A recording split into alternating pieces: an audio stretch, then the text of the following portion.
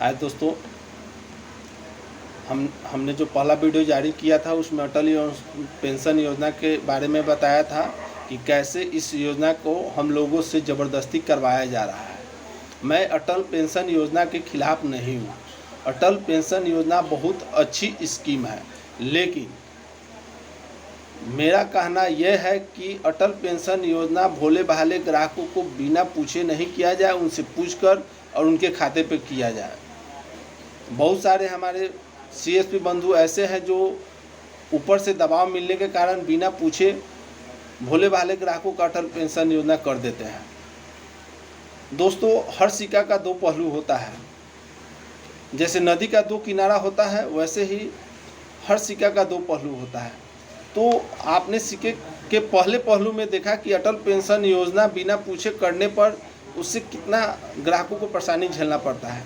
लेकिन सिक्का का दूसरा पहलू अब आपको हम बताने जा रहे हैं कि अटल पेंशन योजना अगर आप अपनी मर्जी से करवाते हैं तो यह कितनी अच्छी योजना है और इसके क्या क्या फ़ायदे आपको हो सकते हैं, आने वाला बुढ़ापा आपका कैसे खुशहाल बीतेगा, ये तमाम चीज़ें मैं यहाँ पर आपको बताने जा रहा हूँ।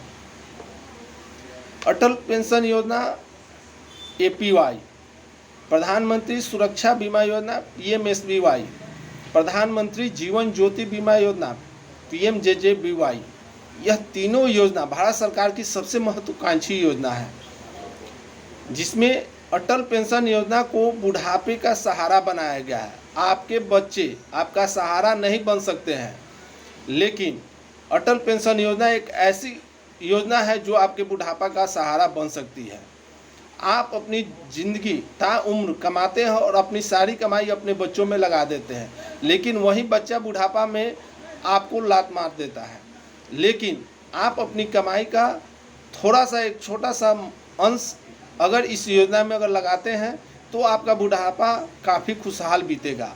आपको किसी के सामने हाथ फैलाने की आवश्यकता नहीं पड़ेगी।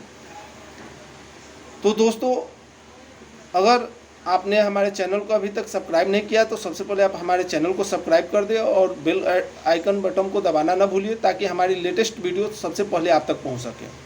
अब दोस्तों, हम इस अटल पेंशन योजना के बारे में विस्तृत रूप से आपको बताने जा रहे हैं। यह योजना 18 वर्ष से ऊपर के व्यक्ति का ही हो सकता है और अधिकतम 40 वर्ष तक के व्यक्ति का किया जा सकता है। अगर कोई व्यक्ति 18 वर्ष का अगर प्रति माह 42 रुपया जमा करता है तो उसे बुढ़ापे में 1000 रुपया पेंशन मिलेगा। अगर वह 84 रुपया प्रति मंथ जमा करता है तो उसे 2000 रुपया बुढ़ापे में पेंशन मिलेगा। अगर वह प्रति मंथ 126 रुपये जमा करेगा तो 3000 रुपये पेंशन मिलेगा। 168 रुपये जमा करता है तो उसे 4000 रुपये पेंशन मिलेगा। और 210 रुपये अगर जमा करता है तो उसे 5000 रुपया प्रति मंथ बुढ़ापे में पेंशन मिलेगा।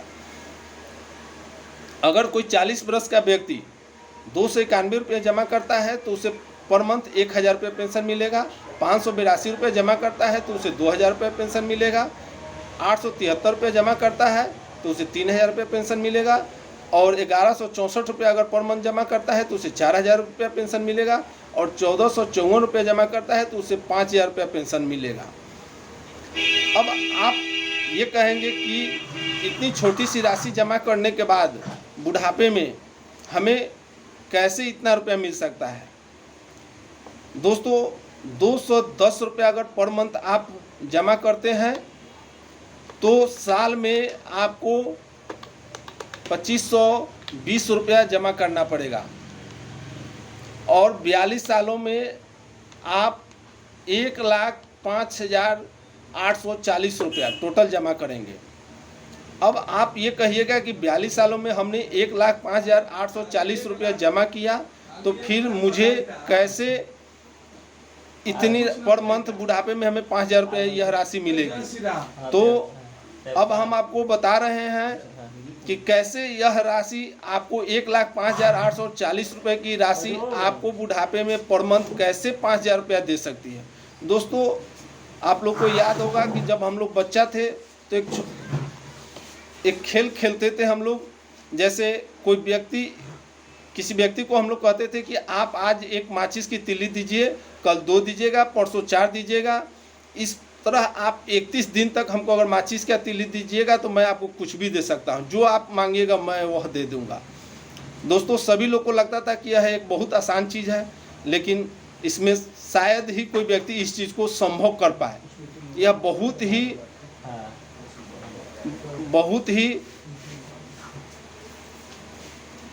ऐसा कहे तो बहुत ही कठिन और नामुमकिन चीज़ है। जैसे कोई व्यक्ति अगर आज एक माचिस का तिल्ली देगा, कल 2, तीसरे दिन 4, चौथे दिन 8, 16, 32, 64, 128, 256, 512, 1024, यानी कि 11 दिनों में 1024 हो जाएगा।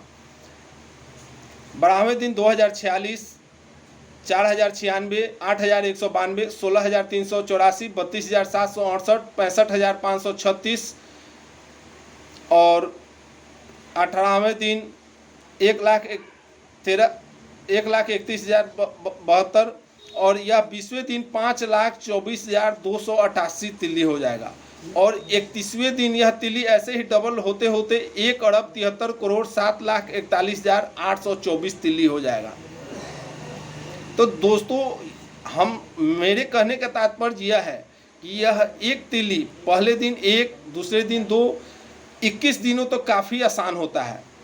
20 दिनों में यह 5,24,288 तिल्ली ही होता है, लेकिन यह 21वें दिन से काफ़ी तेज़ी में बढ़ना शुरू होता है। यानी कि लास्ट 27, 28, 29, 30 और 31, ये जो 4-5 दिन होता है, उस दिनों में 1,73,07,41,824 तिल्ली तक यह पहुंच जाता है। वैसे ही अटल पेंशन योजना जब हम जमा करना शुरू करते हैं तो कहने के लिए यह एक छोटी सी राशि होती है, और यह छोटी राशि कैसे बड़ी राशि में तब्दील हो जाती है, आपको मैं साधारण भाषा में समझा रहा हूँ। जैसे आपने एक साल में 2520 रुपया आपने जमा किया, पहले साल का बैंक इंटरेस्ट जोड़कर आपके खाते में डाल देगी। दूसरे साल आपने पुनः 2520 रुपये जमा किया, यानी कि पहले 2520 रुपये और उसका इंटरेस्ट और प्लस 2520 ये, यानी आपका 5000 समथिंग और प्लस इंटरेस्ट। तीसरे साल आपको 2 साल का इंटरेस्ट मिलेगा और 2 साल का मूलधन। चौथे साल आपको 3 साल का मूलधन और 2 साल का इंटरेस्ट। पाँचवें साल 4 साल का मूलधन, 3 साल का इंटरेस्ट। ये कहने का मतलब यह है, यह राशि धीरे धीरे 42वें साल में जाकर एक मोटी अच्छी खासी रकम आपके खाते में जमा हो जाएगी।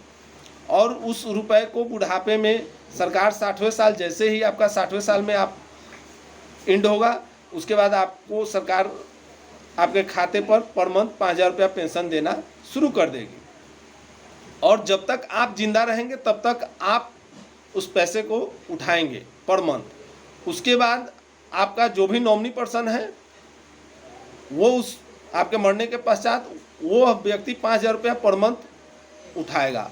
और उसके बाद आप दोनों व्यक्ति पति पत्नी के मरने के बाद आपका जो बच्चा होगा उसको 8.5 लाख रुपया वापस कर दिया जाएगा।